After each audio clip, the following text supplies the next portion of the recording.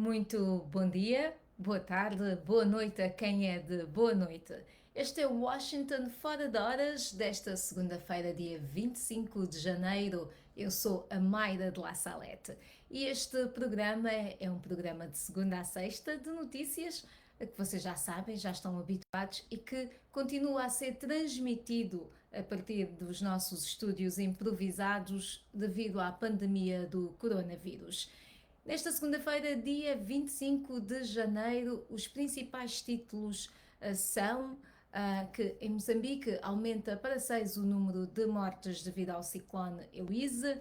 Em Angola morreu o antigo chefe militar da UNITA, o general Chilingutila. Aqui nos Estados Unidos é entregue hoje ao Senado o processo de impugnação do ex-presidente Donald Trump. E temos ainda que em Cabo Verde um indivíduo nigeriano foi detido por tráfico de drogas. Vamos então ao desenvolvimento das nossas notícias. Em Moçambique, aumentou para 6 o número de vítimas mortais da passagem do ciclone Heloísa pelo centro de Moçambique no fim de semana. 5 delas foram registadas na província de Sofala e uma na Zambésia, além de 12 feridos por entre 176 mil pessoas afetadas, quer pela destruição provocada pela tempestade, com vento e chuva forte, quer por inundações. Cerca de 5 mil habitações, na maioria de construção precária, foram danificadas.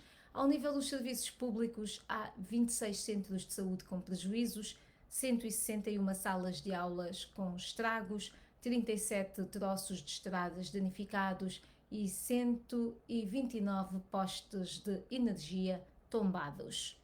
Antes de continuarmos com mais desenvolvimentos sobre o que está a passar hoje no mundo, vamos ver quem é que já está ligado a nós neste nosso Washington Fora de Horas. Que eu, como vocês sabem, peço sempre que partilhem comigo o programa para que mais gente se possa juntar ao Washington Fora de Horas, para que haja mais Washington Fora de Horenses. E como eu peço, eu também partilho, não é? É justo que eu também partilhe o nosso programa. Portanto, aqui vai, eu vou já partilhar, já está partilhado, e tenho aqui o Léo que diz que está em Maryland e ele manda orações a Moçambique e ao resto do continente africano e para o mundo. André do Chito está a partir do Soio, a vila petrolífera de Angola. Nhamica Alves está a partir de São Paulo, no Brasil. A Nhamica é uma Washington fora Dourense assídua. Guido de Jesus, a partir de Luanda, um abraço para o Guido também. E Bento Adriano, a partir do Lubito, muito bem. Salvador de Jesus Chimbolica, a partir de Angola. José Viriato, em Nampula, Moçambique. E Vitalício de Araújo diz que está no seu quarto em Moçambique.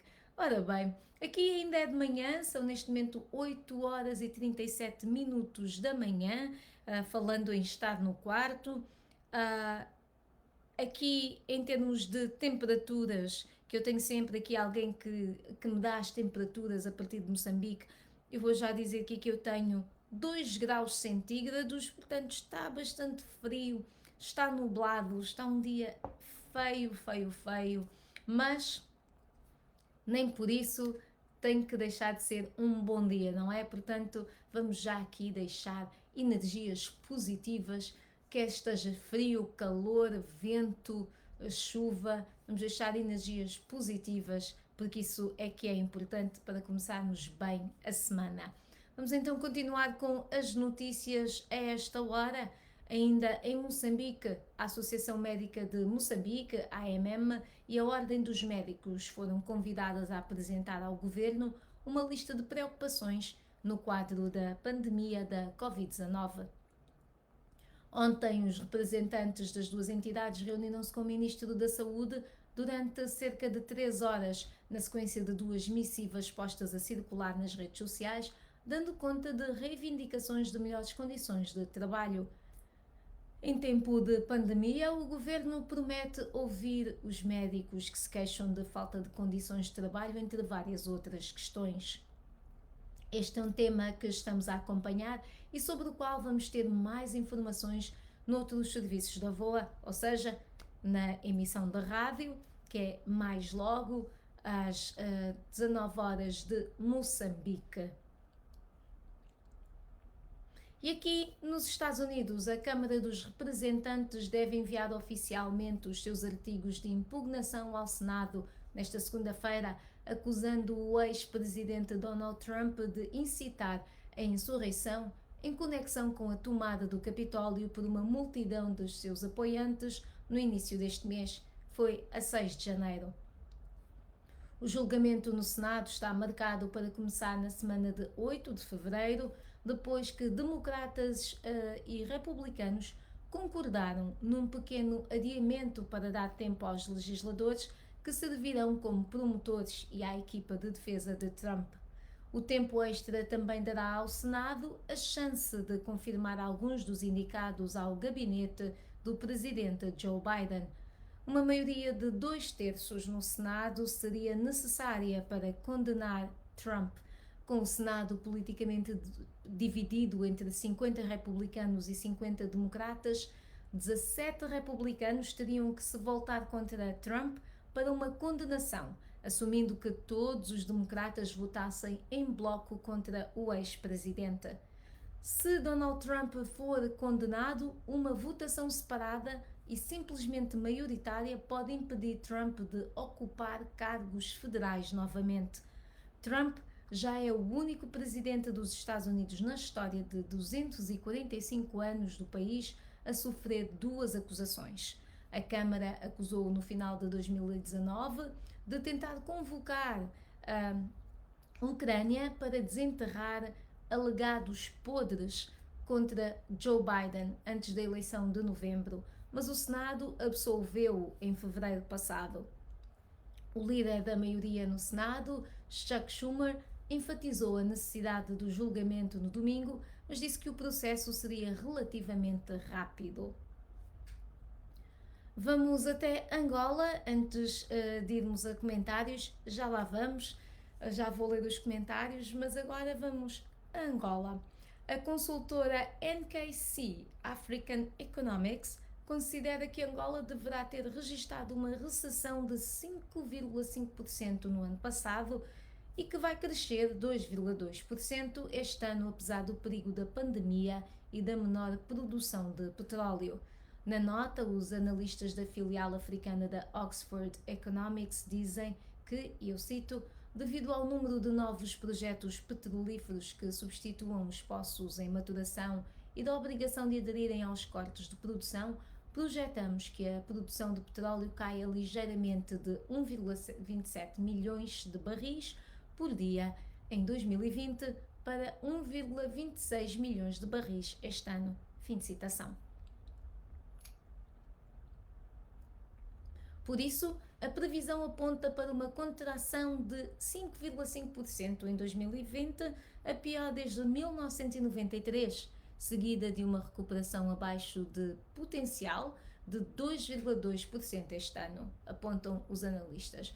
Apesar de o preço do petróleo ter melhorado em maio, depois da queda de abril para o valor mais baixo dos últimos 21 anos, a recuperação continua incerta devido aos receios de uma segunda vaga de infecções de Covid-19. A economia de Angola registrou a primeira melhoria no PIB desde o início da pandemia, com um aumento de 2,7% em cadeia no terceiro trimestre, mas mantém uma queda de 5,8% face ao período homólogo, segundo o Instituto Nacional de Estatísticas. Vamos então agora aos comentários, e já tenho aqui o Mamad Iqbal Daoud a partir de Climane. Muito obrigada, Mamad, por estar sempre connosco. Temos também o Téldio Euclides de Anuar a partir de Tver, eu espero ter dito isto bem, mas isto é na Rússia. e ele diz tristes notícias sobre o meu Moçambique. A Rússia teve um fim de semana agitado devido a manifestações em 60 cidades, manifestações pró-Alexei Navalny. Portanto, Téldio, diga-nos se esteve numa dessas cidades onde houve estas manifestações, como é que viu isso e estando na Rússia, como é que vê estas manifestações em massa que, sendo pró-Navalny, são contra o presidente Putin? Qual é a sua análise? Abel Ximenes Belito diz que há uma onda de raptos de pessoas em Angola. Bem, isto é uma das coisas que com certeza deixa-nos em alerta e que vamos tentar averiguar também. Mbengue António a partir do Uige, Jonas Messias, Jonas Savimbi a partir de Luanda em Angola. Temos também Arnaldo Blanchard a partir de Luanda em Viana, saudações para o Arnaldo também. Elvino Neto a partir de Londres. Danilson Danassi Samuyombo, que está na Lunda Norte e que diz que Deus opera em todos os cantos do mundo. Muito bem. Irineu General em Nampula, vitalício de Araújo, eu já tinha lido, é o vitalício que está no seu quarto em Moçambique. Temos Bento Adriano, fala-se muito de crescimento económico, mas isto não se reflete nas condições sociais das populações. Os indicadores de crescimento são sempre muito diferentes daquilo que nós sentimos na nossa realidade, não é assim? Os indicadores sociais são um bocadinho mais reais. Bernardo Amela Gaveto, bom trabalho, muito obrigada. E se o Bernardo também estiver a trabalhar, bom trabalho para si e para os seus. E se não, se tiver talvez simplesmente aproveitar este tempo para assistir o Washington fora de horas, nós agradecemos. Jorge Correia está em Bruxelas. Vamos continuar com as notícias. Vamos agora falar de alguém que já foi bilionária e que agora, segundo a Forbes, já não é. Pois é, estou a falar de Isabel dos Santos. A empresária angolana já não está na lista dos bilionários da África, da revista financeira Forbes. Há 8 anos, a Forbes tinha estimado a fortuna da empresária em 3,500 milhões de dólares. Uma fortuna que a revista diz agora ser um exemplo típico de como pilhar um país. Isto é uma citação da revista. E outra citação é a seguinte: agora, com o seu pai fora do poder, o seu império é uma sombra do que foi, fazendo face a acusações de corrupção no seu país, bens congelados em tribunais em 3 diferentes países e uma ação em tribunal reivindicando centenas de milhões de dólares em dívidas num 4º país. Como Isabel dos Santos, em tempos a mulher mais rica de África, faliu. Fim de citação. Este é o título, aliás, do artigo que a revista escreveu. Como Isabel dos Santos, em tempos a mulher mais rica de África, faliu. Isabel dos Santos deixa de estar na lista dos bilionários africanos, acabada de publicar por esta revista, mas a Forbes lembra que ela, e eu cito, não é de maneira nenhuma pobre. Fim de citação. A revista diz ainda que a empresária tem uma propriedade numa ilha privada no Dubai, outra residência em Londres e um iate de 35 milhões de dólares. E se quiserem saber mais sobre o que a revista diz sobre Isabel dos Santos, podem ir a www.voaportugues.com. Ainda em Angola, morreu ontem na província do Ambo, vítima de doença, o general do exército Demóstenes Amós Chilingutila, antigo chefe de Estado das Forças Armadas de Libertação de Angola, FALA, braço armado da UNITA. O anúncio foi feito pelo porta-voz do Galo Negro, Marcial da Chala, em nome do presidente da UNITA, Adalberto Costa Júnior. Várias personalidades já se pronunciaram em torno da morte de Chilingutila. O general Higino Carneiro, por exemplo, diz, e cito: "É com profunda dor que tomei conhecimento do falecimento do general Demóstenes Amós Chilingutila. Neste momento de dor, Para a família castrense, não posso deixar de manifestar a minha consternação pelo facto de, com ele ter trabalhado e partilhado momentos bons e maus na constituição e formação das Forças Armadas angolanas, edificadas no âmbito dos Acordos de Paz de Bicesse, foi um companheiro de armas exemplar e determinado no cumprimento das disposições politicamente aprovadas para o efeito. Fim de citação. E estas eram palavras de Higino Carneiro. O também general Bento dos Santos Cangamba lembrou o general Chilingutila como amigo dos seus amigos e que nunca fez mal a ninguém. Vamos ver quem é que se juntou a nós entretanto. Temos Ti chegado a partir de Cabinda, temos Manuel Mário Jorge Nelito em Luanda e Dom Cláudio, boa tarde, estou a partir do Kwanza Norte. Temos Franco Abe II em Luanda, Carlitos Florindo em Moçambique, muito boa tarde. Aleixo Tavares a partir de Benguela. Temos também Zeco Júnior Mané, Leonardo Jamba a partir de Benguela, Nelson Massaena Evaristo a partir de Tete, Macuá. Temos Latifo Manuel Ibrahimo também em Tete. Muito bem, aqui a malta de Tete a juntar-se a nós. Temos Mboaca Marcos a partir de Luanda. Também temos muita gente de Luanda, é verdade. Vamos então continuar, vamos até à Guiné-Bissau. E na Guiné-Bissau damos conta da morte do historiador e comissário da CDAO, Leopoldo Amado, que faleceu esta madrugada em Dakar, a capital do Senegal. O corpo de Leopoldo Amado, de 61 anos, será trasladado hoje para o seu funeral. Nascido em Katió, no sul da Guiné-Bissau, Leopoldo Amado era um conhecido historiador e investigador sénior do Instituto Nacional de Estudos e Pesquisas, do qual chegou a ser diretor-geral. Foi também, durante anos, professor universitário em Cabo Verde. Enquanto comissário da CDAO, tinha como grande objetivo para os próximos anos melhorar a qualidade do ensino na Guiné-Bissau para que pudesse competir com os demais países da organização. Leopoldo Amado foi também presidente da Faculdade de Ciências. E em Cabo Verde, a polícia judiciária deteve no fim de semana um cidadão nigeriano suspeito de prática de tráfico de drogas. A detenção em flagrante delito ocorreu numa residência no bairro de Chã de Alecrim, em São Vicente. O suspeito detido, aliás, é um nigeriano de 45 anos. E aqui nos Estados Unidos, o novo secretário de Defesa, Lloyd Austin, na sua primeira decisão desde que assumiu o cargo, deu aos dirigentes do Exército 2 semanas para apresentar relatórios sobre programas de prevenção de agressão sexual nas Forças Armadas e uma avaliação da situação no mundo castrense.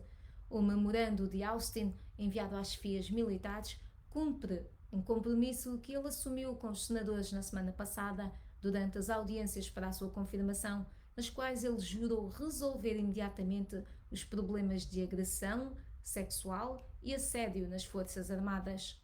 E ele diz: esta é uma questão de liderança.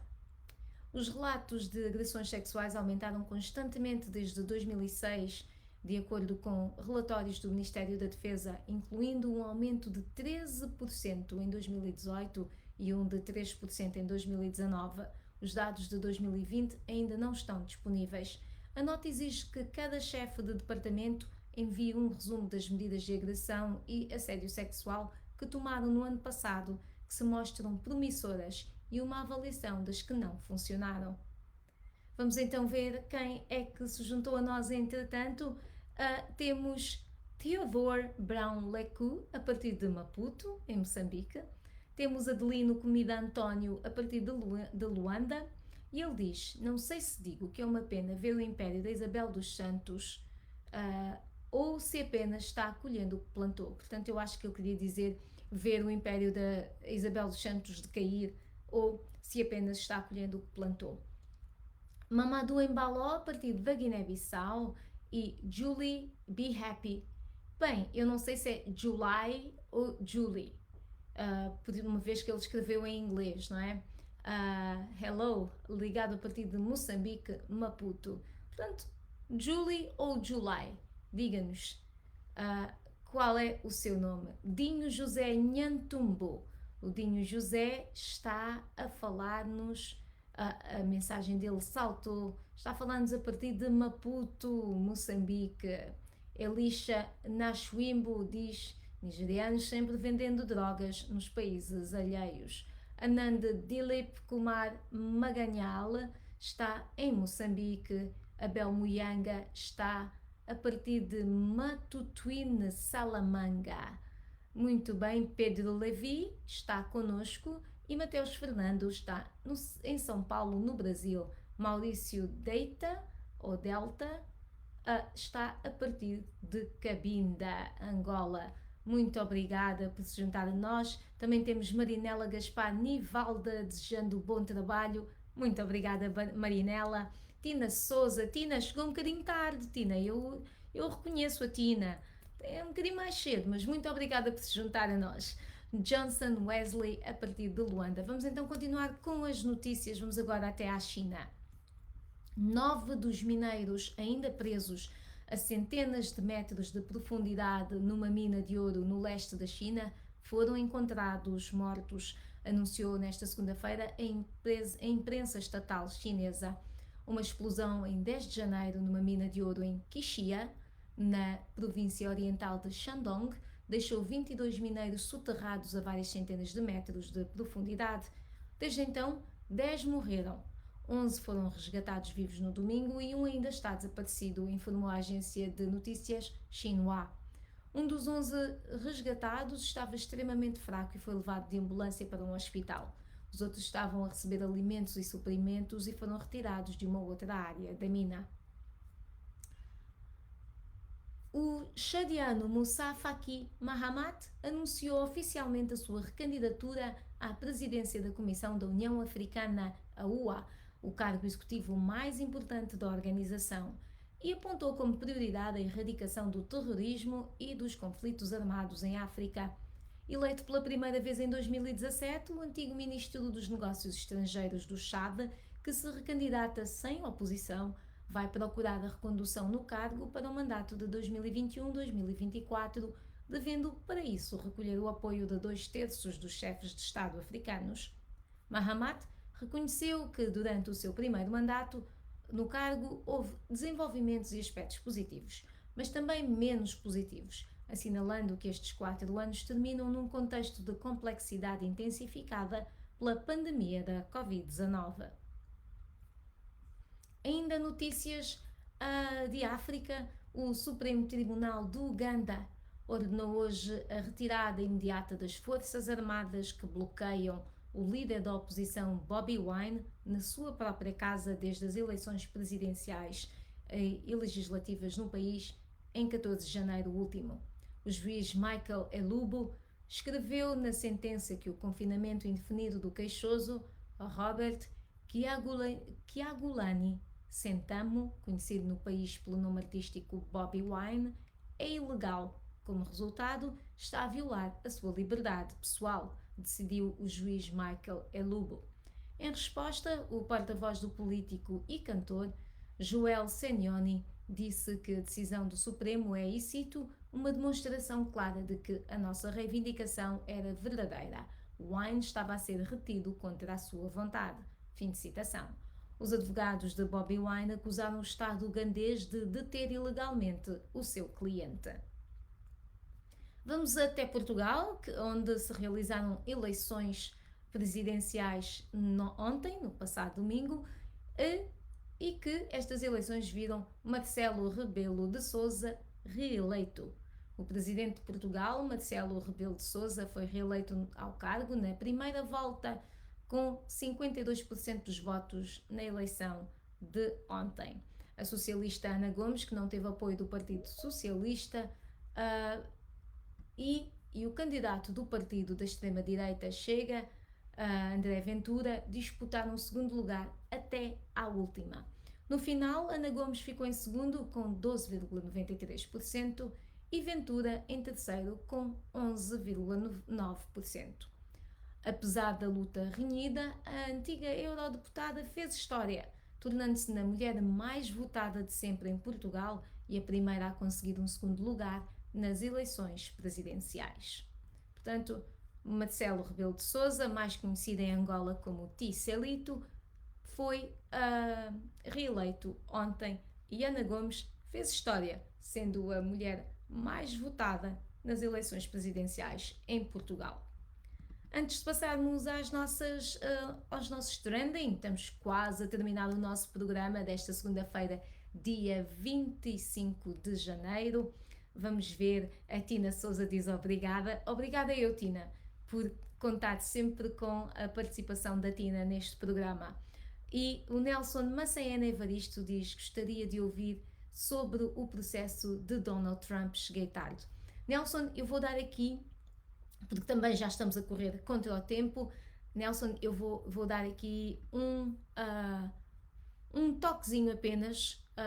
Acho que talvez a informação mais importante para o Nelson. Hoje vão ser entregues ao Senado os artigos de impugnação. Portanto, todo o processo que justifica por parte da Câmara dos Representantes esta impugnação vai ser entregue ao Senado. Chegando ao Senado, apenas a 8 de fevereiro deverá começar de facto o julgamento. Mas para que Donald Trump seja condenado, que é isto que no fundo deverá preocupar mais as pessoas, em que é que isto vai dar, é necessário uma maioria de 2/3 do Senado, ok? E o Senado, neste momento, depois das eleições de novembro e depois da segunda volta da Geórgia, ficou dividido 50-50. Portanto, 50 senadores republicanos e 50 senadores democratas. O que significa que, para Donald Trump ser condenado, é preciso que todos os 50 senadores democratas votem sim, não é?